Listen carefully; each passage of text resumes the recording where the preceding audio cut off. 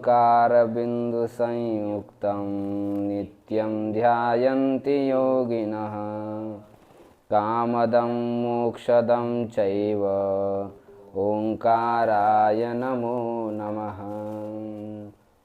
योगेन चित्तस्य पदेन वाचा मलं शरीरस्य च वैद्यकेन योपाकरोतं प्रवरं मुनीनां पतञ्जलिं प्राञ्जलिरानतोऽस्मि। ओम शांति शांति शांति। साधन पाद में क्रमशः योग के अष्टविध अंगों का निरूपण चल रहा है। यम, नियम, आसन, प्राणायाम। प्राणायाम किसको कहते हैं, प्राणायाम कब सिद्ध होता है, इसका विवेचन किया। तस्मिन् सति श्वास प्रश्वासयोर गति विच्छेद प्राणायाम। उस आसन के सिद्ध हो जाने पर श्वास और प्रश्वास के गति विच्छेद को प्राणायाम कहते हैं। उस प्राणायाम की सिद्धि कब होती है, उसका विवेचन 47वें सूत्र में किया। प्रयत्न शैथिल्यानंत समापत्तिभ्याम। शरीर में क्रियाओं की शिथिलता आ जाने पर अथवा शेष भगवान के कृपा प्रसाद से आसन की सिद्धि हो जाती। शेष भगवान में चित्त स्थिर करने पर शेष भगवान प्रसन्न हो जाते हैं और योगी को सम्यक आसन सिद्धि रूप फल को प्रदान कर देते हैं। आसन की सिद्धि हो जाने पर क्या लाभ होता है, तो सामान्य लाभ 48वें सूत्र में समझाया। ततो द्वंद्वान भी घातः। आसन के जय हो जाने पर द्वंद्व के ऊपर जय प्राप्त हो जाता है।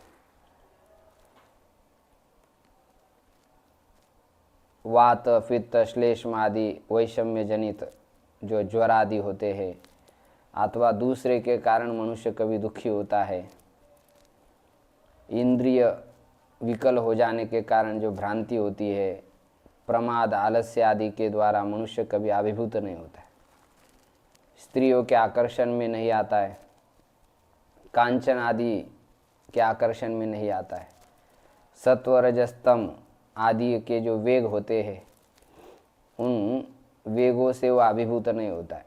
निद्रा आदि जो घोर वृत्तियाँ बताई है, मूढ़ वृत्तियाँ बताई है, उससे वह अभिभूत नहीं होता है।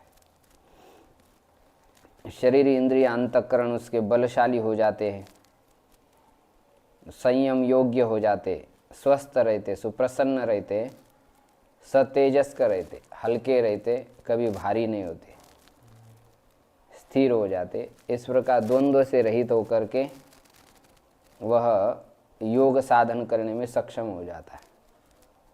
योग साधक, ये आसनों का फल बताया गया है। और भी अन्य क्रिया शरीर के शुद्धि के लिए, शरीर के स्थिरता के लिए योग शास्त्र में बताई है। धौती, बस्ती, नीति, त्राटक, नवली, कपालभाति, ये षट कर्म योग शास्त्र में बताए गए हैं। ये भी अत्यंत गोपनीय कर्म है। इनको करने से शरीर की शुद्धि हो जाती है और विलक्षण गुण योगी के अंदर आ जाते हैं। संसार में योगी पूज्य हो जाता है, सम्माननीय हो जाता है। तो ये प्राणायाम का स्वरूप कल के पाठ में समझाया था। गति का विच्छेद को प्राणायाम करते, पूरक, कुंभक और रेचक, इनको प्राणायाम कहते हैं। एक रूप से लोक में इसका कथन किया जाता है, यद्यपि 3 प्राणायाम और एक केवल कुंभक है, उसका निरूपण अब आगे किया जाने वाला है। तो प्राणायाम केवल सामान्य रूप से जो श्वास चल रहा है उसको प्राणायाम नहीं करते। शास्त्रीय विधि से उस प्राण को रोकना, छोड़ना, उसकी गति कितनी रखनी चाहिए, उसका स्थान कितना रखना चाहिए, समय कितना रखना चाहिए, कितनी मात्रा तक वो चलना चाहिए, ये सब उसके शास्त्रीय नियम है। केवल पंप की तरह आगे पीछे करते गए। कई लोग बैठे बैठे बड़ा शुरू करे, बोले क्या कर रहे प्राणायाम, बोले ऐसा कहाँ सीख के आए, बोले गुरुजी ऐसा ही कर रहे हमारे। तो इसको प्राणायाम नहीं कहते। थोड़ा सा शरीर में स्फूर्ति आ जाती है हवा को रोकने से और तेजी से चलाने से, लेकिन उसका वो यथोचित मात्रा में प्रयोग न करने से यथावत फल की प्राप्ति नहीं हो पाती। तो प्राणायाम के अंदर बहुत विलक्षण ताकत है, लेकिन उस प्राणायाम के जो मर्मज्ञ है उस गुरु से यदि उसको समझा जाए तो कई प्रकार के रोग ठीक किए जा सकते हैं। पैरालिसिस रोग बड़ा गंभीर है, निवृत्त नहीं होता जल्दी, बाह्य उपचारों से वो ठीक होता ही नहीं। उसके लिए अचूक उपाय केवल प्राणायाम ही है। प्राणायाम के माध्यम से यदि जिस अंग में वो पैरालिसिस हुआ है उसमें यदि प्राण को पहुंचाया जाता है तो वह अंग ठीक हो जाता है। वहाँ पर हवा के पहुंच जाने से, शरीर में हवा न होने से ही, यथोचित मात्रा में उसका संचार न होने से ही शरीर में दर्द होते हैं, शरीर में कई प्रकार की बीमारियां हो जाती हैं। तो हम कितने देर तक किस स्थान पर शरीर में वायु रखें, इसका पूरा विज्ञान है और ये सीखना चाहिए। इसका हमने भी अध्ययन किया है कि किस प्रकार इस प्राण को हम ले जा सकते, उसके कई विधियां हैं। लगभग दिन में आपको आधा एक घंटा उसको देना चाहिए, तब शरीर में बड़ी स्फूर्ति, हल्कापन, आलस्य, प्रमाद आदि जो है निवृत्त हो जाते, साधना में बड़ी तीव्र गति प्राप्त हो जाती। लेकिन उस गति से आपको करना है, शुरू में थोड़ा समय ज़्यादा लगता है, एक बार प्रैक्टिस होने से 15 मिनट में हर दिन आप उसको कर सकते। माने प्राण को आपने कंट्रोल कर सकते, जिस स्थान पर आप ले जाना चाहते उस स्थान पर उस प्राण को आप ले जा सकते। ऐसे प्राण को सिद्ध करने वाले अभी भी कुछ साधक हैं, तो उनसे सीखने से ही आ जाता है। किताब से थोड़ी जानकारी मिलेगी, लेकिन प्राण को आपने वश में कैसा किया जाए।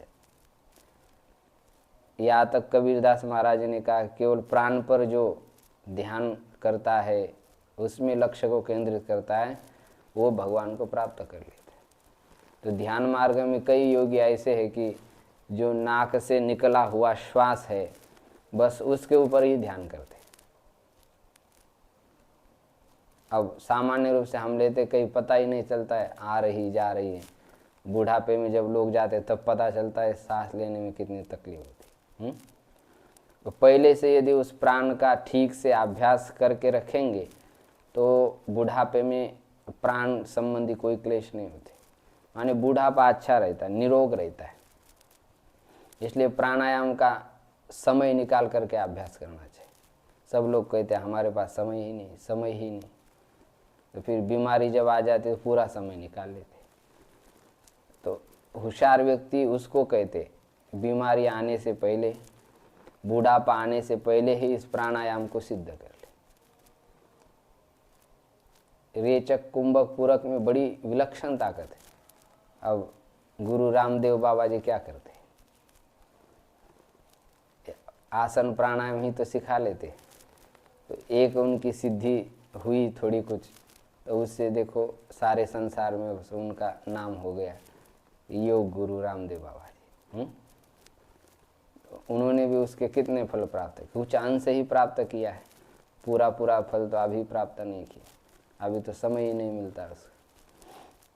जितना मिलता उतना कर लेते, लेकिन वो भी कहते कि मैं पूरा अभी समय नहीं दे पाता उसको करने के लिए। तो इसकी प्रैक्टिस यदि निरंतर करते रहे तो मनुष्य की आयु बढ़ जाती है। 100 साल से 200, 250 साल तक, 500 साल तक भी जिया जा सकता है। तो उसकी प्रैक्टिस करनी पड़ती, 10-15 साल तक यदि प्रैक्टिस की जाती है तो उससे आयु बढ़ जाती है। और प्राण अभ्यास के बिना ही यदि प्राण का हम प्रयोग कर जाते हैं अधिक मात्रा में तो आयु का ह्रास भी हो जाता है। जो आयु हमको कितने श्वासोश्वास होते हैं हमारे पूरी जिंदगी में? प्रत्येक दिन के श्वासोश्वास कितने होते हैं मालूम है? 2100 श्वासोश्वास होते प्रत्येक दिन के। 100 साल के कितने होते हिसाब लगा लीजिए। तो प्राणायाम करते समय क्या है, हम उसका निरोध कर लेते हैं तो आयु उससे और बढ़ती है। तो ये सब प्रैक्टिकली है, जब हम अभ्यास करते हैं तब ये सब लाभ विशेष प्राप्त हो जाते हैं। पहले हम अब समझने का प्रयास करते हैं कि वो प्राणायाम क्या है। उस प्राणायाम का स्वरूप 50वें सूत्र में स्पष्ट कर रहे हैं। बाह्याभ्यंतर स्तंभ वृत्तिर देश काल संख्या भी परिदृष्टो दीर्घ सूक्ष्म।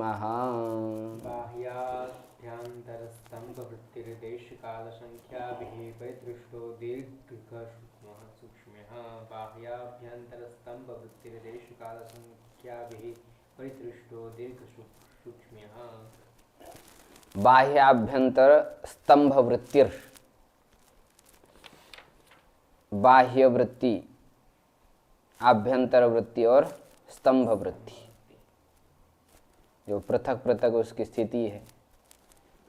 तो पृथक स्थिति वाला ये त्रिविध प्राणायाम कहा गया। बाह्य वृत्ति माने रेचक, प्रश्वास जब हम लेते हैं और उसको बाहर ही रोक लेते, बाहर निकाल लेते दोनों नाक छिद्रों से, उसको बाहर रोक लेते, इसको कहते बाह्य वृत्ति, रेचक प्राणायाम। बाहर हवा को रोक लेना, बाहर हवा को छोड़ लेना, वो रेचक है। और बाहर छोड़ने के बाद वहीं पर रोक लेना, इसको कहते बाह्य कुंभक कहते। और आभ्यंतर कुंभक, हवा श्वास को अंदर लेने के बाद अंदर ही उसको रोक लेना, तो अंदर श्वास को लेना ये रेच पूरक है, और अंदर गति का अभाव कर देना इसको कुंभक कहते। ये आभ्यंतर वृत्ति। और स्तंभ वृत्ति, रेचक के अंत में श्वास को स्थिर रख लेना, पूरक के अंत में श्वास को स्थिर रख लेना। स्तंभित कर लेना माने जैसे घड़े में जल स्थिर रहता है, ऐसे ही प्राण को बाह्य अथवा आभ्यंतर स्थान पर स्थिर कर लेना, इसको कहते कुंभक। इन प्राणायामों के नाम भी गुणों के अनुसार ही रखे गए। रेचक का अर्थ होता है विरेज, बाहर निकाले, पूरक माने अंदर भर लेना, और कुंभक माने घड़े में स्थित जल के समान उसकी स्थिति कर लेना। ऐसे इनको शास्त्रीय शब्दों में यहाँ पर कहा गया है बाह्य वृत्ति, आभ्यंतर वृत्ति और स्तंभ वृत्ति। वैसा वृत्ति शब्द का प्रयोग स्तंभ वृत्ति के साथ है, बाह्य और आभ्यंतर के साथ नहीं। तो बाह्य प्राणायाम, आभ्यंतर प्राणायाम, रेचक पूरक, और स्तंभ वृत्ति माने उसको अंदर स्तंभित किया जाता है, तो उसका अंदर स्तंभन करना और बाह्य स्तंभन करना। तो ऐसे पूरक, कुंभक, रेचक त्रिविध प्रकार का जो प्राणायाम है, देश काल संख्या भी, देश माने स्थान, कितने स्थान तक हो जाता है। जैसे नाक से 12 अंगुल तक उसकी स्थिति बताई है, तो कितने स्थान तक जाता है उसका अनुभव कर लेना। नाक के सामने रुई लगाते हुए देखना है तो पता चल जाता है इस स्थान तक जा रहा है, तो स्थान का निर्धारण करना है उसमें काल के द्वारा। दीर्घ काल और लघु काल, 2 मिनट 3 मिनट ऐसे काल का निर्धारण कर, संख्या भी मात्राओं के द्वारा उसका अनुभव करना, देश के द्वारा, काल के द्वारा और संख्या के द्वारा जो अनुभव किया गया प्राण है वो दीर्घ सूक्ष्म, हाँ वो दीर्घ होता है और कैसा होता है, सूक्ष्म होता है। दीर्घ का मतलब घंटों अथवा प्रहर तक स्थित रहने वाला, अनेक मात्राएं और संख्याओं से युक्त रहता है। सूक्ष्म माने बाहर बहुत कम दूर तक अनुभूयमान होने वाला और देह के अंदर सर्वत्र फैला हुआ, ऐसा वो सूक्ष्म प्राण का अनुभव हो जाता है, तो उसको प्राणायाम कहा जाता है। तो शास्त्रीय विधि के अनुसार ही उसको करना पड़ेगा, अपने मन से करने से वो प्राणायाम सिद्ध नहीं हो पाएगा। देश काल संख्याओं के द्वारा वह अनुभूत होना चाहिए। देश काल संख्याओं का निरूपण और भाष्य में स्पष्ट कर रहे व्यास महर्षि, भाष्य पर ध्यान दीजिए। यत्र प्रश्वास पूर्वको गत्याभाव स बाह्य, जहाँ पर प्रश्वास माने श्वास को छोड़ते हुए गति का अभाव कर लेना, इसको कहते बाह्य प्राणायाम, रेचक प्राणायाम। यत्र श्वास पूर्वको गत्याभाव स आभ्यंतर, जहाँ पर श्वास पूर्वक गति का अभाव होता है उसको आभ्यंतर प्राणायाम कहते। तृतीय स्तंभ वृत्तिर यत्र उभयाभाव, तृतीय है स्तंभ वृत्ति, घड़े में स्थित जल के समान उसको स्तंभित कर देना, रोक लेना, मतलब जहाँ पर रेचक और पूरक दोनों का अभाव है, ऐसा वो आभ्यंतर कुंभक और बाह्य कुंभक। अब एक केवल कुंभक चतुर्थ प्राणायाम है। आभ्यंतर कुंभक और चतुर्थ प्राणायाम केवल कुंभक में क्या अंतर है, इस अंतर को आप स्पष्ट कर रहे हैं। यह अंतर बहुत सूक्ष्म है, खास करके योग सूत्र पढ़ने वाले को स्पष्ट रूप से ध्यान रखना चाहिए। सकृत प्रयत्नात् भवति, जो आभ्यंतर कुंभ बाह्य कुंभक होता है वो एक बार के प्रयत्न से हो जाता है। जैसे आप पूरक कुंभक कर रहे हैं, पूरक रेचक कर रहे हैं, तो उसके लिए आप कुंभक लगाने के लिए कोई प्रयास नहीं करना पड़ता। ये जो तृतीय कुंभक हम लगा रहे हैं उसमें कोई खास प्रयास नहीं करना पड़ता। रेचक करने के बाद बस प्राण को रोक लेना है, पूरक करने के बाद प्राण को रोक लेना, तो बाह्य अंध कुंभक हो जाता है। तो इसलिए कह रहे हैं वो बाह्य अंध कुंभक सकृत प्रयत्नात्, एक बार किए गए प्रयत्न से हो जाता है और वह प्राण अपने आप में लीन हो जाता है। कैसे? यथा तप्ते न्यस्त उपले जलम सर्वतः संकोचम आपद्यते, जैसे तप्त लोहे में गिरा हुआ जल सर्वतः संकोचम आपद्यते, सब तरफ से वह उसमें लीन हो जाता है।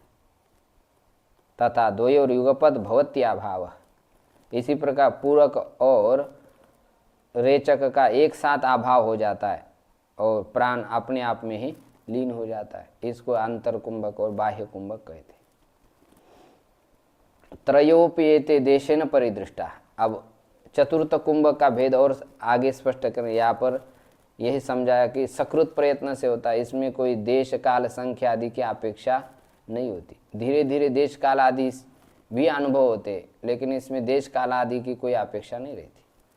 और चतुर्थ कुंभक जो होता है उसमें देश काल आदि की अपेक्षा करते हुए पूरक और रेचक की अपेक्षा नहीं रहती। पूरक और रेचक के बिना ही जो प्राणायाम होता है उसको केवल कुंभक कहते हैं।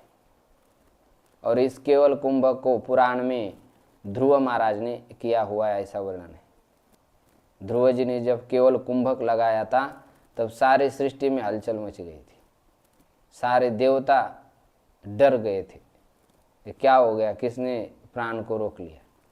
वो कुंभक लगाने से सारी सृष्टि की हवा बंद हो गई थी। तो भगवान के पास जाकर के सभी देवताओं ने निवेदन किया और कहा ये मेरे ध्रुव का पराक्रम है, अब जब तक मैं उसके पास जाता नहीं तब तक ये केवल कुंभक छोड़ेगा नहीं। तो भगवान उसके पास गए, तब कुंभक उसने छोड़ा, तब देवताओं के प्राण में प्राण आ गए। तो ये देश काल संख्या आदि से अनुभव होता है और सकृत प्रयत्न से नहीं होता है, बार बार प्रयत्न करने से ही होता है। और इसमें पूरक और रेचक की आवश्यकता नहीं होती, उनके प्रयत्न के बिना ही यह सिद्ध होने वाला प्राणायाम, उसको केवल प्राणायाम, केवल कुंभक कहते हैं।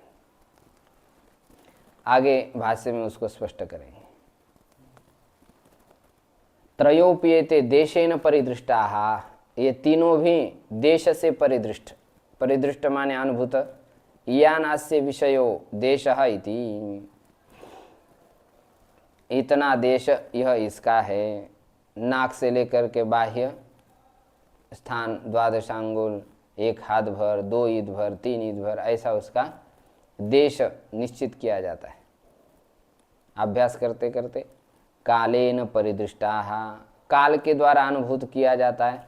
क्षणानाम इयत्तावधारणेन अवच्छिन्ना इत्यर्थ, क्षणों की इयत्ता निश्चय करके, इयत्ताओं के द्वारा निर्धारित, इतने क्षण माने मात्रा ही है। एक काल और संख्या एक प्रकार से पर्यायवाचक शब्द है।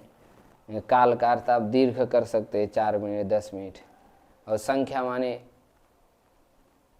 क्षण के द्वारा निर्धारित जो प्राणायाम है। पलक झपकने के लिए जितना समय लगता है उसका जो चौथा ही अंश है उसको क्षण कहा जाता है। तो क्षण के द्वारा अनुभव किया गया जो प्राणायाम है तो दीर्घ सूक्ष्म होता है। संख्या भी परिदृष्टाः, संख्याओं के द्वारा परिदृष्ट, एतावद् भी श्वास प्रश्वास ये प्रथमम उद्घातः, इतने श्वास प्रश्वासों के द्वारा प्रथम उद्घात हो जाता है। उद्घात यह शब्द पारिभाषिक है। उद्घात में 12 मात्रा होती है। कितनी मात्रा? एक उद्घात में 12 मात्रा। आप सेकंड उसको समझ सकते हैं समझने के लिए। तो 12 मात्राओं का एक क्या होता है? उद्घात होता है। और उसी प्रकार दुगुना कर देंगे तो कितनी मात्रा होगी? 24 मात्रा। तद्वत निगृहीतस्य एतावद्भिर द्वितीय उद्घातः। उसी प्रकार श्वास प्रश्वास को जब निगृहीत किया जाता है तो उसको फिर दुगुना किया जाता है तो द्वितीय उद्घात कहा जाता है। द्वितीय उद्घात में कितनी मात्रा आएगी? 24 मात्रा आएगी। एवं तृतीय, इसी प्रकार तृतीय में कितनी मात्रा आएगी? 24 में और 12 मिला दीजिए तो 36 मात्रा आएगी। तो इस प्रकार 36 मात्रा वाला प्राणायाम श्रेष्ठ प्राणायाम कहा जाता है। यानी 36 सेकंड तक किया जाने वाला प्राणायाम वो श्रेष्ठ प्राणायाम। उसको योग शास्त्र में प्रथम उद्घात, द्वितीय उद्घात और तृतीय उद्घात के नाम से कहा गया है। एवं मृदुरेवं मध्य एवं तीव्र इति संख्या परिदृष्ट। 12 मात्रा वाला प्राणायाम मृदु नाम से कहा गया है। 24 मात्रा वाला प्राणायाम मध्य नाम से कहा गया है और 36 मात्रा वाला प्राणायाम तीव्र नाम से कहा गया है। तो इस प्रकार मात्राओं के द्वारा अनुभूत किया गया जो प्राणायाम है उसको संख्या परिदृष्ट प्राणायाम कहा जाता है। सखलु अयम एव अभ्यस्तो दीर्घ सूक्ष्म, यही देश काल संख्या के द्वारा अनुभव किया गया जो प्राणायाम वह अभ्यस्त होने पर दीर्घ सूक्ष्म, दीर्घ सूक्ष्म हो जाता है, माने दीर्घ काल व्यापी हो जाता है। और सूक्ष्म का अर्थ है वो बाहर बहुत कम देश तक अनुभव होने वाला और देह के अंदर सर्वत्र फैला हुआ ऐसा यह प्राणायाम अनुभव में आ जाता है।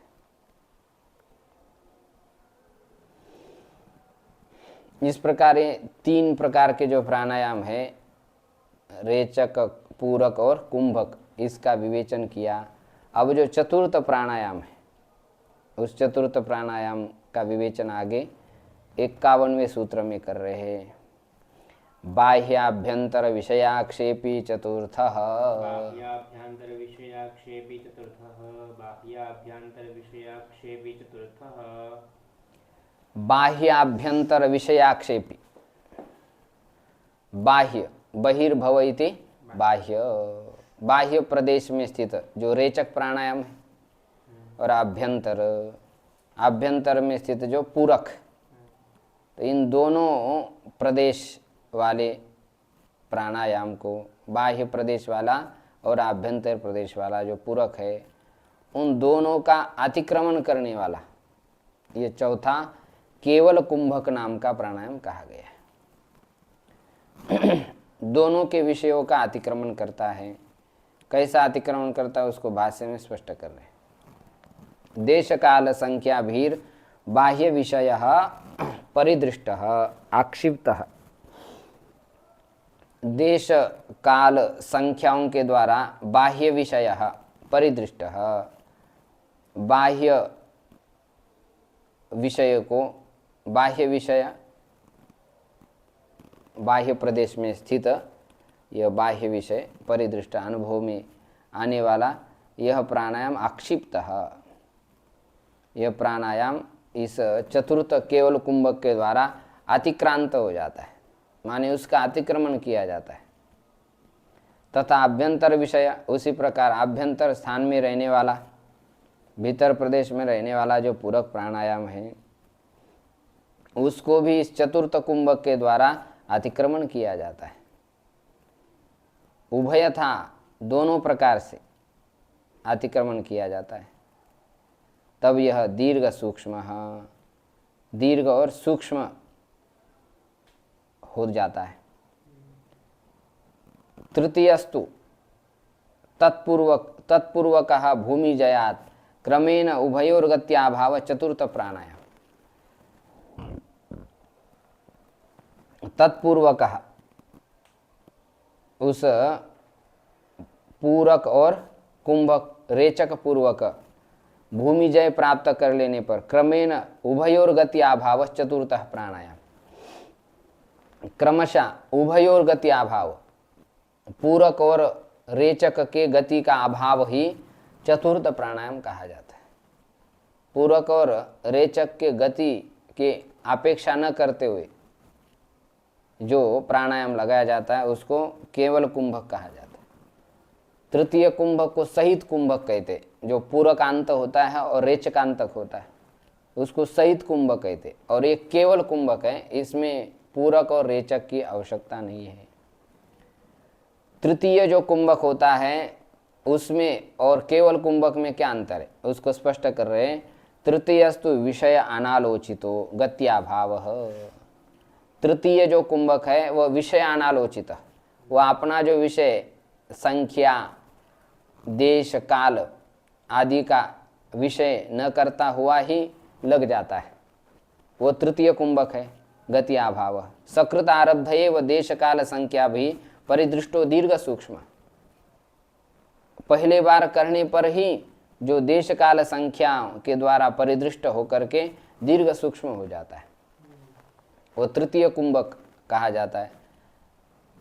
पहले बार में ही वह कुंभक लग जाता है, उसमें प्रथम अवस्था में देश काल संख्या की अनुभव की आवश्यकता भी नहीं, उसके अनुभव के बिना ही वह सहित कुंभक लग जाता है।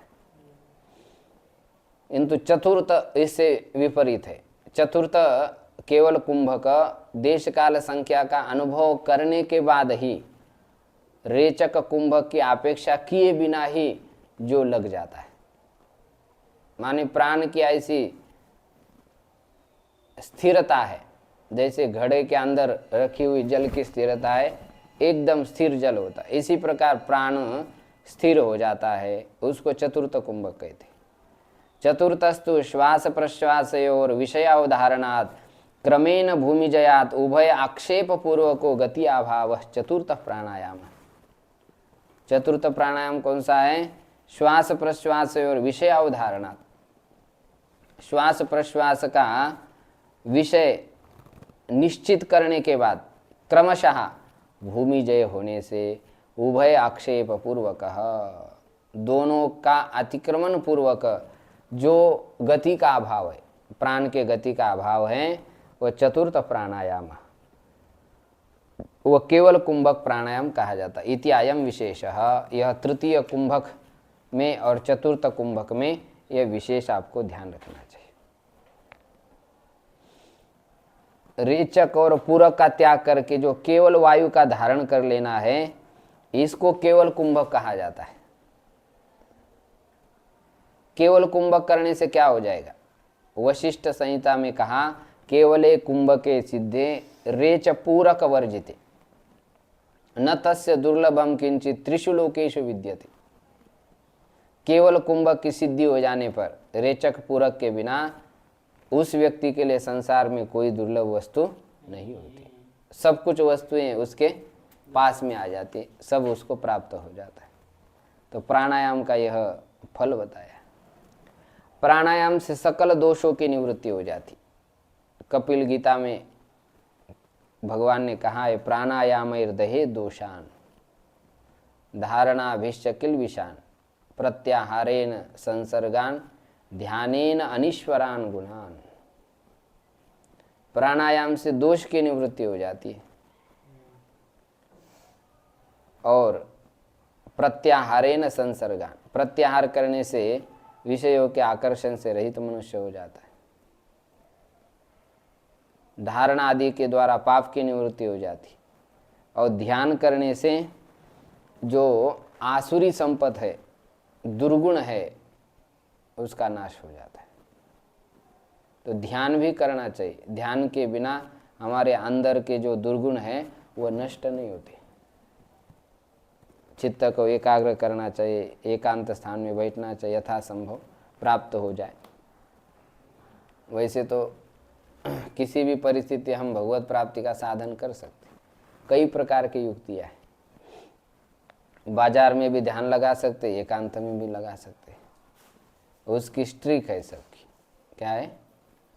स्ट्रिक शब्द ठीक है ना? युक्ति है। हाँ, ट्रिक कहते हैं उसको। अच्छा, ये शुद्ध शब्द नहीं था इसलिए। तो ट्रिक रहती है हर एक साधन की। वह यदि प्रयोग की जाती है तो हम एकांत में भी ध्यान कर सकते और भीड़ भड़ाके में भी कर सकते। तो यथासंभव हो तो एकांत अच्छा ही है। लोकांत में वैसा कठिन जाता है, सब लोग उसी में डर जाते हैं कि कैसा ध्यान करें, सब व्यवहार करते हुए परेशान रहते हैं। तो इसलिए एकांत बताया। देशे काले च पात्रे च शुचौ देशे प्रतिष्ठाप्य स्थिरम आसनम आत्मन। पवित्र देश में पवित्र स्थान पर रहे, पवित्र गंगा आदि नदियों के किनारे रहे, वहाँ पर भी ज़्यादा भोजन न खाए, ज़्यादा घूमे नहीं, ज़्यादा काम न करे, संयमित रहे, ज़्यादा सोए नहीं, ज़्यादा जागे नहीं। ऐसे यदि रहे तो फिर यौगिक क्रियाओं से भी एकांत में धारणा ध्यान आदि के द्वारा भी ये सब दोषों की निवृत्ति हो जाती। प्राणायाम का क्या फल है? जैसे सभी साधनाओं का फल बताया, ऐसे प्राणायाम का भी अब फल बता रहे। ततः क्षीयते प्रकाशावरणम,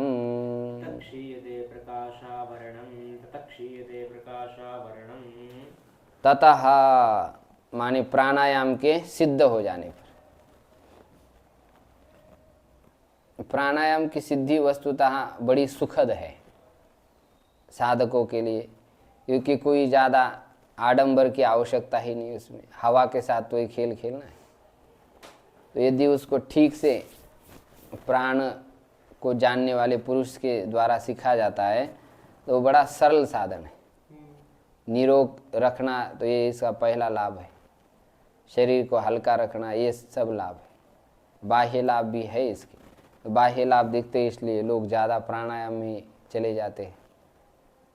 यम नियम में ज़्यादा कष्ट क्लेश होते, समझना भी बड़ा कठिन हो जाता। लोग आसन में भी सब धैर्य धारण नहीं कर पाते, तो सीधा प्राणायाम में घुस जाते, तो उनको बाह्य लाभ हो जाता है। लेकिन आंतरिक लाभ के लिए वैसे शास्त्रीय विधि से उसको सीखना चाहिए। रोगों की निवृत्ति भी ठीक ठीक शास्त्रीय विधि से प्राणायाम करने से ही होती। तो आध्यात्मिक लाभ क्या बताया प्राणायाम का? तथा क्षीयते प्रकाश आवरणम। उसके बाद प्राणायाम की सिद्धि होने के बाद प्रकाश आवरणम क्षीयते। विवेक रूप ज्ञान को ढाकने वाला जो कर्म और कर्म संस्कार है वही प्रकाश का आवरण है, ज्ञान का आवरण है। वो ज्ञान के ऊपर पड़ा हुआ पर्दा है, उस पर्दा की निवृत्ति हो जाती प्राणायाम की सिद्धि हो जाने पर, सब ज्ञान उसको स्फुरित होने लग जाए। प्राणायामान अभ्यस्य तो अस्य योगिना क्षीयते विवेक ज्ञान आवरणीयम कर्म। प्राणायाम को अभ्यास करते हुए इस योगी के लिए क्षीयते विवेक ज्ञान आवरणीयम कर्म, विवेक ज्ञान को ढाकने वाला जो कर्म है और कर्मजन्य क्लेश है उस सब की निवृत्ति हो जाती है। और ऐसा कहा भी गया है, यत्तद आचक्षते महामोहमयेन्द्रजालेन प्रकाशशीलं सत्वम आवृत्य तदेव अकार्ये नियुङ्क्ते। पाप के प्रति कारण क्या बताया है? काम को बताया, इच्छाओं को बताया। रजोगुण से उत्पन्न हुई इच्छा, तमोगुण से उत्पन्न हुई जो इच्छा है, उससे ही क्या होता है, मनुष्य पाप करने में लग जाता है। तो वस्तुतः इच्छा रजोगुण का ही एक विशेष धर्म है, गुण है। तो उसको राग कहते, आसक्ति कहते। उस ये राग ही सब पाप का कारण है, इसलिए उसको शास्त्र में महामोह कहते। क्या कहते हैं? महामोह। इस राग की आसक्ति की निवृत्ति केवल और केवल सद्गुरु के उपदेश से ही होती है। उस उपदेश को धारण करे, आत्मसात करे, तभी राग की निवृत्ति होती है, साधनों से पूरी नहीं हो पाती। वंदव गुरुपद पंकज, गोस्वामी जी कह रहे, महामोहतम पुंज जासु वचन रवि करणी कर। मैं उन गुरु के चरणों की वंदना करता हूँ। नर रूप हरि, जो नर के रूप में भगवान ही अवतरित हो गए, उनके चरण कमल का सेवन करने से मनुष्य के अंदर जो स्थित महामोह रूप तम पुंज है, महामोह रूप घना अंधकार है, तो वह अंधकार जिन श्री गुरु के वचन रूप किरणों का संबंध हो जाने से नष्ट हो जाता है। तो ये महामोह माने क्या है? घनी आसक्ति। तो उस आसक्ति की निवृत्ति इस प्राणायाम से हो जाती है, श्री गुरु के वाक्य से हो जाती है। उसको स्पष्ट कर रहे, महामोह मयेन इंद्रजालेन। ये आसक्ति ही बड़ा इंद्रजाल है। उस इंद्रजाल के द्वारा प्रकाशशीलम सत्वम आवृत्य, प्रकाशात्मक जो बुद्धि सत्व है उसको ढक दिया, और ढक करके वही जो रागात्मक इंद्रजाल रूपी जो विषय जाल है वही मनुष्य को अधर्मे अकार्ये नियुङ्क्ते, अधर्म में उसको लगा देता है। तदास्य प्रकाश आवरण, ये इस ज्ञान के ऊपर जो प्रकाश आवरण, प्रकाश को ढाकने वाला जो कर्म है, संसार निबंधनम, संसार का कारणभूत, तो प्राणायाम अभ्यासा दुर्बलम भवति। प्राणायाम के अभ्यास से दुर्बल हो जाता है, क्षीण हो जाता है। भवति प्रतिक्षणम च क्षीयते, प्रत्येक क्षण में वो क्षीण होता है। जैसे जैसे प्राणायाम का अभ्यास करता है वैसे वैसे वह जो ज्ञान के ऊपर यही रजोगुण का आवरण लगा हुआ है वो नष्ट, क्षीण होने लग जाता है। शास्त्र में कहा, दह्यते ध्मायमानानां धातूनां ही यथा मलाः तते इंद्रियाणां दह्यन्ते दोषाः प्राणस्य निग्रहात्।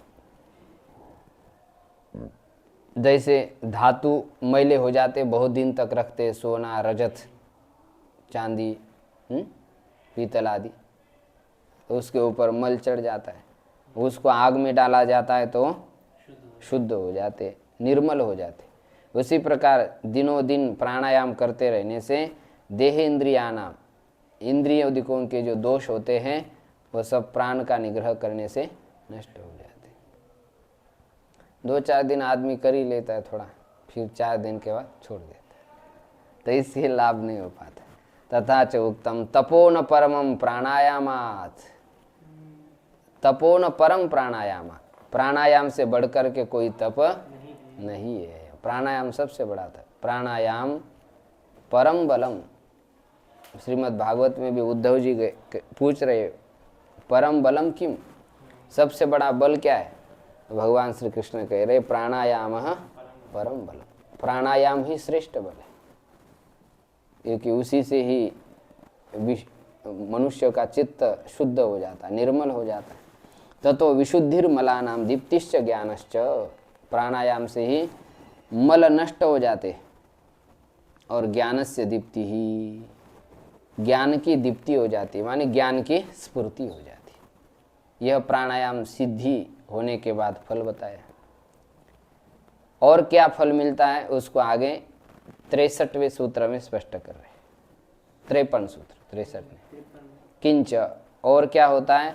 धारणा शुच योग्यता मनसः, धारणा शुच योग्यता मनसः, धारणा शुच योग्यता मनसः, मनसः धारणासु योग्यता, धारणाओं में मन की योग्यता माने क्षमता, कैपेबिलिटी, उसके अंदर विविध विषयों में एकाग्र करने का सामर्थ्य प्राप्त हो जाता है।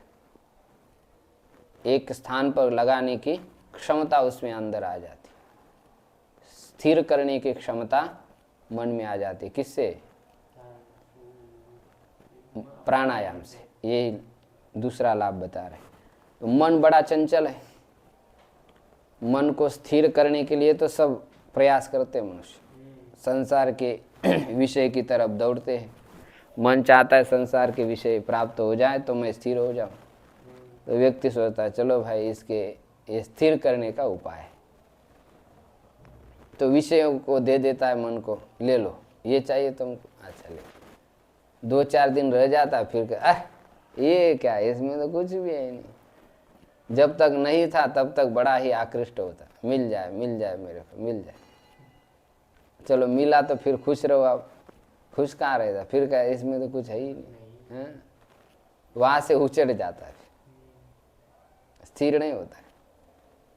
तो वस्तुतः मन विषयों के कारण अत्यधिक चंचल होता है, और भूल और भ्रांति यही होती है मनुष्य की, इसको विषय समर्पित कर देगा तो ये क्या हो जाएगा, शांत हो जाएगा। लेकिन और अस्थिर हो जाता है, फिर दुखी होकर के आ जाते हैं। मन को कैसा रोका? ये मन बड़ा विचित्र, बड़ा धोखेबाज, बड़ा दगेबाज। दगेबाज तो होगा ही, फिर उसका चारा पानी देता रहेगा तो उसको तो मजा आ जाती। वो तो घुमाएगा, फिर ध्यान के लिए बैठे चित्र दिखाएगा, अभ्यास के लिए बैठे तो फिर कहाँ भटक के जाएगा, फिर पता ही नहीं चलता। 4-5 मिनट का होश आ, अरे हम तो पढ़ने के लिए बैठे, कहाँ जाके।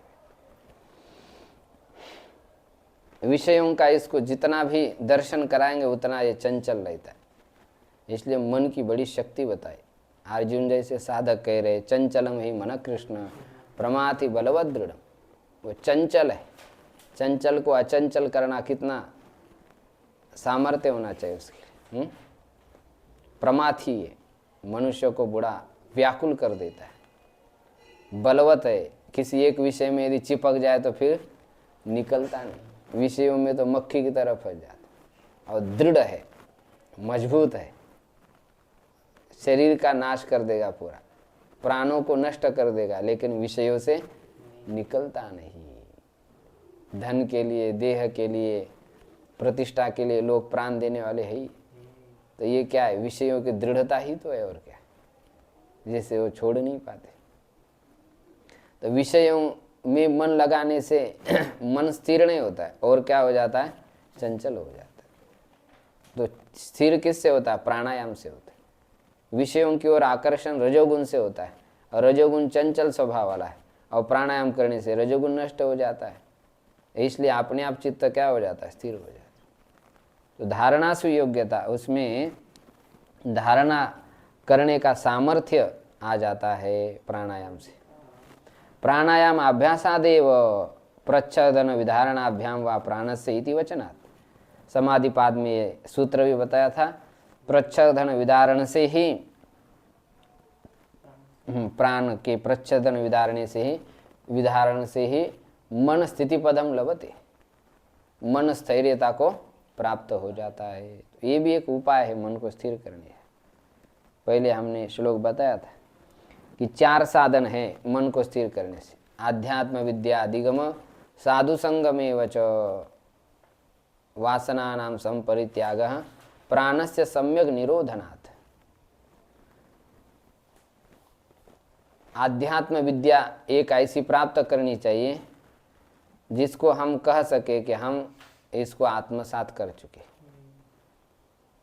तो ऐसी विद्या से मन को रोका जा सकता है। अथवा सिद्ध महापुरुषों का संग करे, अथवा वासना का त्याग करे विचार पूर्वक, अथवा फिर प्राणायाम करे। इन 4 उपाय से ही मन को रोका जा सकता है, स्थिर किया जा सकता है। प्राणायाम अभ्यास से मन को स्थिर किया जा सकता है, ये बताया था पहले। अब प्राणायाम का फल बताने के बाद आगे प्राणायाम के बाद कौन सा अंग है? प्रत्याहार। उस प्रत्याहार को आगे स्पष्ट कर रहे हैं।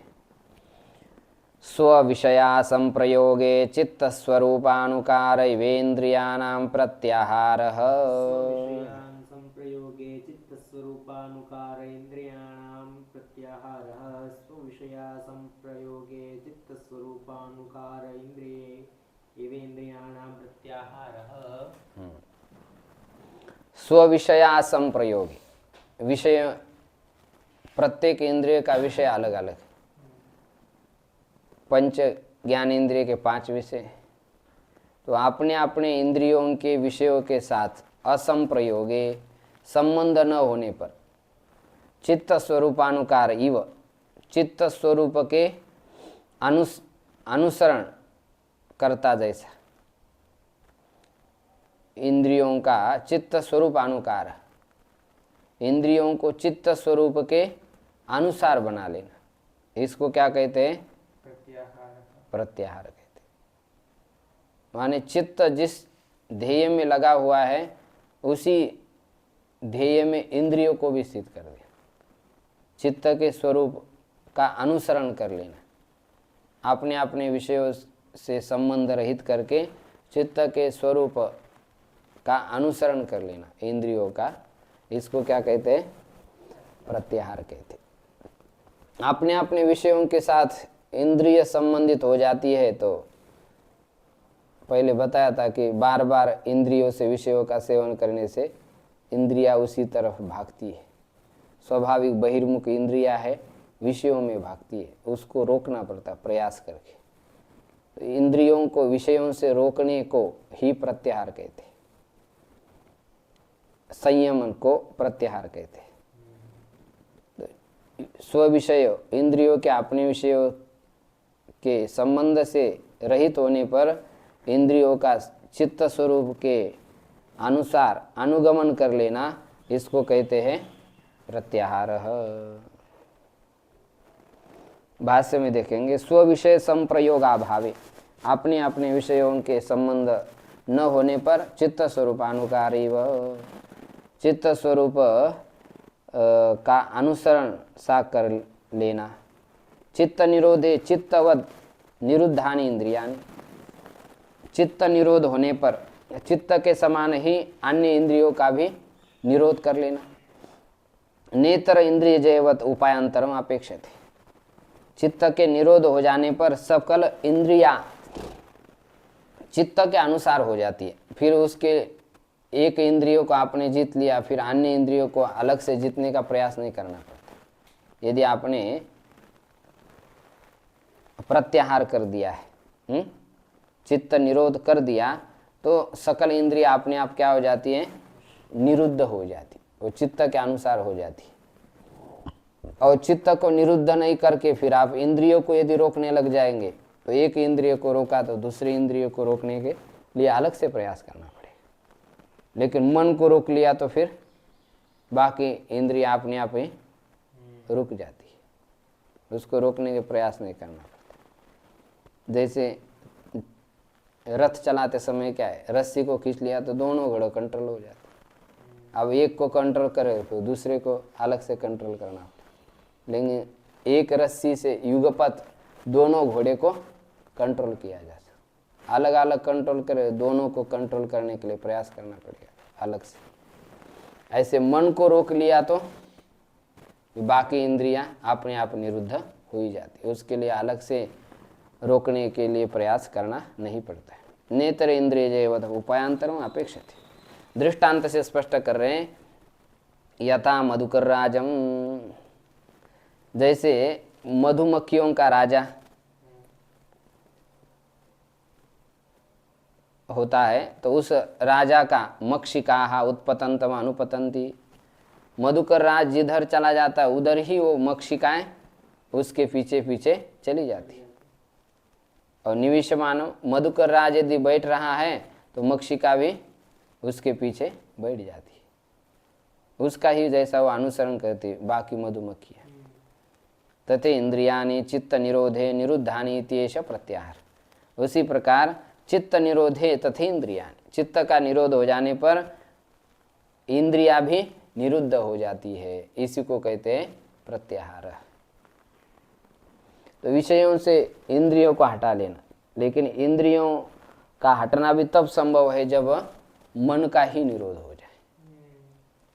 मन का निरोध ही प्रमुख है, वो होते ही इंद्रिया वैसा ही उसका अनुसरण करने लग जाती है। अब ये जो प्रत्याहार है, इस प्रत्याहार का क्या फल है, इस प्रत्याहार के फल को आगे स्पष्ट कर रहे हैं। ततः परमावशते इंद्रियाणाम, ततः का अर्थात उस प्रत्याहार से इंद्रियों की प्रबल वशवर्तिता प्राप्त हो जाती है, इंद्रिय अपने वश में आ जाते हैं, यही प्रत्याहार का क्या है, फल है। तो इंद्रिय अपने वश में होने का मतलब क्या है, इसके चार अभिप्राय बताए हैं लोगों ने। अलग अलग आचार्य कहते हैं इंद्रियों को विषयों से हटा करके अपने अधीन कर लेना, इसका मतलब क्या है, भले ही विषय इंद्रिय में जा रहे हैं, लेकिन यदि विषयों में इंद्रिय नहीं फंस रहे हैं तो इसी को प्रत्याहार का फल समझना चाहिए। भले ही सेवन करें लेकिन उसमें फंस नहीं रहे, तो यही आप इंद्रिय विजयी हो गए।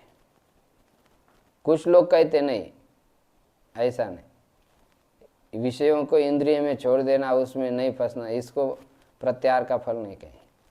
अपनी इच्छा से इंद्रिया विषय में चली जाए और इच्छा से उसको कंट्रोल किया जाए, तो उसको ही प्रत्याहार का फल कहते।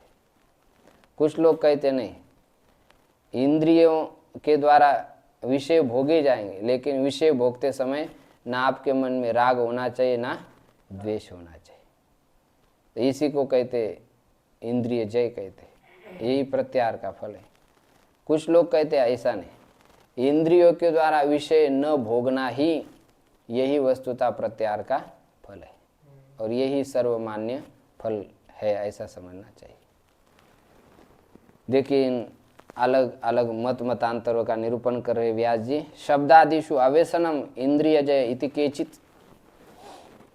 कुछ लोग कहते हैं कि इंद्रिय भले ही विषय में चली जाए, शब्दादि विषयों में जाने पर भी अव्यसनम, उसका विषयों में न फंसना ही यही इंद्रिय जय है, यही प्रत्याहार का फल है।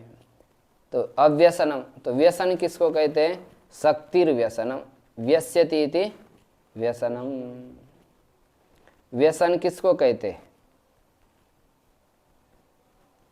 जो मनुष्य को कल्याण मार्ग से हटा दे, कैवल्य मार्ग से दूर फेंक दे, उसको क्या कहते हैं, व्यसन कहते हैं।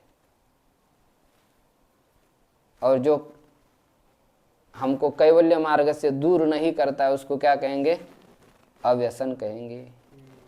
तो शास्त्रानुकूल विषय भोग करना ही ये न्याय उचित है, वह व्यसन नहीं है, वह अव्यसन ही कहा जाए, ऐसा कुछ लोग कहते हैं। दूसरे लोग कहते हैं ऐसा नहीं, शब्दादि अविरुद्धा प्रतिपत्ति न्याया, शास्त्र सम्मत जो विषय हैं उसका भोग कर लेना ये क्या है, न्याय्य है। यदि आप ऐसा भोग कर रहे हैं तो प्रत्याहार का फल आपको मिल गया। दूसरे लोग कहते हैं नहीं, शब्दादि संप्रयोग स्वेच्छया इत्यादि, शब्दादि विषयों का संपर्क अपनी इच्छा से कर लेना, दूसरे के कहने से नहीं अथवा कुसंस्कारों से ग्रसित होकर के नहीं, अपनी इच्छा से कंट्रोल रूम अपने हाथ में होना चाहिए। ये प्रत्याहार का फल कुछ लोग कहते हैं राग द्वेषाभावे सुख दुख शून्यम शब्दादि ज्ञानम इंद्रिय जय इति केचित। कुछ लोग कहते हैं कि विषयों का सेवन करते हुए भी राग द्वेषाभावे सुख दुख शून्यम, राग द्वेषादि न होने पर सुख दुख से रहित शब्दादिकों का जो अनुभव है उसी को इंद्रिय जय कहते, ऐसे कुछ लोग कहते। लेकिन ये तीनों मत एक दूसरे मत की अपेक्षा से उन्नत तो है लेकिन श्रेष्ठ नहीं है। तो चौथा मत सबसे श्रेष्ठ मत है, वो आगे दे रहे चित्त एकाग्र्याद अप्रतिपत्तिरेव जैगिसव्य। जैगिसव्य नाम के आचार्य कहते हैं कि चित्त एकाग्र हो जाने के कारण, निरुद्ध हो जाने के कारण चित्त का विषय उपभोग न करना ही वस्तुतः इंद्रिय जय। विषय उपभोग करते हुए कोई मनुष्य अपने आप को कहे कि हम जो है वस्तुतः इसमें फंसते ही नहीं, हम तो इंद्रियों को जीत लिए हैं, तो ऐसा कहना बड़ा आसान तो है, लेकिन इंद्रिय जय प्राप्त किया है ऐसा हो तो ये बड़ा कठिन है।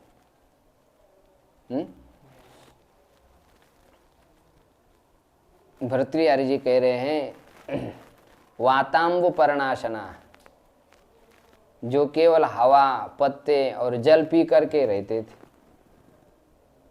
वे भी स्त्री मुख पंकजम मोहंगता, वो भी स्त्री को मुख को देख करके मोह को प्राप्त हो। और जो प्रतिदिन हलवा पूड़ी खीरा कचौड़ी खाते होंगे उन लोगों का क्या होता होगा। यदि वे लोग भी इंद्रिय संयम कर पाए तो विंध्यस्तरेत सागरम, तब तो फिर क्या है, विंध्याचल पर्वत समुद्र को तर जाएगा। लेकिन ऐसा कभी संभव नहीं। तो विषयों के बीच में रहते हुए विषयों से पार हो जाना, इंद्रियों को ऊपर जय प्राप्त करना, वैसा कठिन कार्य है, बहुत कठिन। पहले जय प्राप्त करे फिर विषयों के बीच में रहे तो अलग बात है, लेकिन पहले से ही विषयों में रहे फिर कहे कि हम इंद्रिय जय, ये बहुत कठिन कार्य है। वैसे भगवान की कृपा हो तब संभव हो पाएगा। इसलिए साधक लोग आरंभिक अवस्था में विषयों का त्याग ही कर देते। यही वस्तुतः इंद्रिय निग्रह के परम फल है, प्रत्याहार का परम फल है। चित्त एकाग्र्यात अप्रतिपत्तिरेव इति जैगिसव्य। चित्त एकाग्र हो जाने के कारण इंद्रियों का विषयों के साथ संबंध न हो जाना ही, इंद्रियों के द्वारा विषय उपभोग न भोगना ही, यही प्रत्याहार का फल बताया। ततश्च परमातुय्यम वश्यता यच्चित्त निरोधे निरुद्धानि इंद्रियाणि। तो यही वस्तुतः परम वश्यता है, प्रबल इंद्रियों की वशवर्तिता है कि इंद्रियों के द्वारा विषय ही न भोगे जाए। यच्चित्त निरोधे, जब चित्त का निरोध हो जाता है तब निरुद्धानि इंद्रियाणि, इंद्रिय निरुद्ध हो जाती हैं, तब नेतर इंद्रिय जयवत, इतर इंद्रिय जय के समान अन्य प्रयत्न करने की कोई आवश्यकता नहीं होती है। चित्त को निरुद्ध कर लिया तो अन्य इंद्रिय अपने आप ही जीत ली जाती है, उसको जीतने के लिए फिर अलग से प्रयास नहीं करना पड़ता। योगिना, योगी के लिए अन्य उपायांतर करने की कोई आवश्यकता नहीं पड़ती। चित्त निरोध होते ही सब इंद्रिया उसके वश में आ ही जाती है। इस प्रकार ये प्रत्याहार का फल यहाँ पर बताया है और इसमें 5 साधनों का निरूपण पूर्ण हो गया है। ये जो साधन पाद हैं इसमें योग के कितने अंग बताए हैं? 5 अंग बताए, यम नियम आसन प्राणायाम और प्रत्याहार। अब 3 साधन बचे, उन 3 साधनों का निरूपण आगे करेंगे और उसके सिद्धि का भी निरूपण आगे करेंगे, विभूतियों का निरूपण भी आगे करेंगे तृतीय पाद में। तृतीय पाद का नाम क्या है? विभूति पाद। तो उसका विचार हम कल के कक्षा में करेंगे। इति श्री पातंजलि योग सूत्र भाष्य व्याख्यायाम सिद्धाख्यायाम समाप्तः साधन पाद। इस प्रकार ये श्रीमद् व्यास भाष्ये साधन पाद इति श्री पातंजलि योग सांख्य प्रवचने योगशास्त्रे श्रीमद्व्यासभाष्ये साधनपादः द्वितीयः। श्री पातंजल सांख्य प्रवचन इस व्यास भाष्य का एक दूसरा नाम है, सांख्य प्रवचन भी कहते। तो सांख्य प्रवचन योग शास्त्र में श्रीमद् व्यास भाष्य, श्री व्यास जी के द्वारा रचित ये व्यास भाष्य में साधन पाद समाप्त। ये साधन पाद पूरा हो गया। आगे विभूति पाद का विचार हम कल से करें।